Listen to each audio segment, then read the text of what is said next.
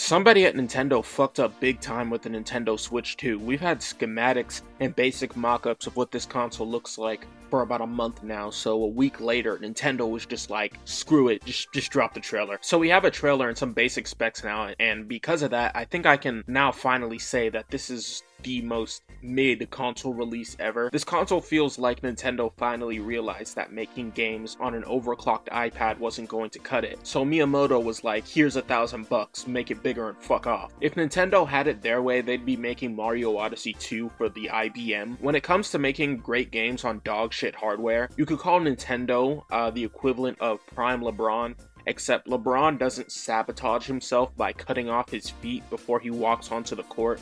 Although even if he did, he'd still be the GOAT. In layman's terms, the Steam Deck is still better in every conceivable way, but I can't exactly spend 30 minutes glazing Gabe Newell in a Nintendo-themed video, so we gotta talk about the Switch too. The new Joy-Cons come with Hall effect joysticks, which are magnetic joysticks that are supposed to never drift, unless you just so happen to be sitting next to Magneto or an MRI machine. This sounds impressive until you realize that every third-party company has been designing controllers with Hall effect sticks since 2020.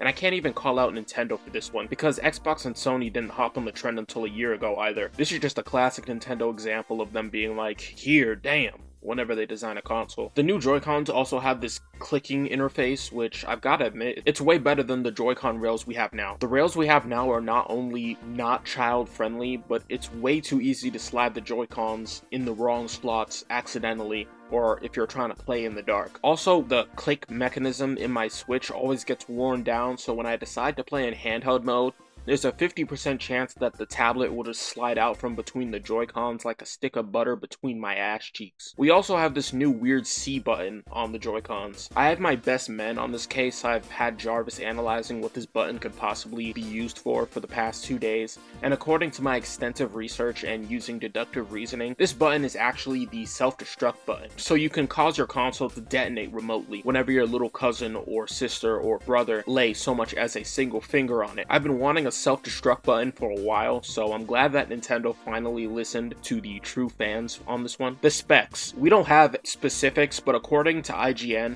a source that has never twisted stories in order to benefit large corporations ever, the console is going to be about as powerful as a base PS4. So now instead of playing Fortnite at 30 FPS, you can play your favorite game at a blazing, lightning-fast, near supersonic frame rate of 40 frames per second while its internal fan tries to achieve liftoff. However, there is a silver lining to this, as I own a bunch of Nintendo games, so if there's anything I have hope for, it's that the games with decent Switch ports like Doom Eternal will finally be a bit more stable on the Switch. And of course, I can't really talk about the Nintendo Switch without pointing out what appears to be a brand new Mario Kart. The way I feel about Mario Kart is kind of weird, because I love being able to race as Nintendo characters, but I could really care less about the Mario franchise. They could remove him from the game, and I don't think I would bat an eye. They'd probably have to change the name to Luigi Kart, though. Matter of fact, that sounds way better than Mario Kart. Fuck Mario. Let's do Luigi Kart. That sounds way better. But we finally have confirmation of the next Mario Kart game. Mario Kart's fun, but I probably won't be buying unless we get some more non-Mario characters. I'm actually kind of keeping my fingers crossed that Nintendo starts giving us more collabs in Mario Kart. We already have Link, Isabelle, and the Squid Kids and Octolinks in Mario Kart 8.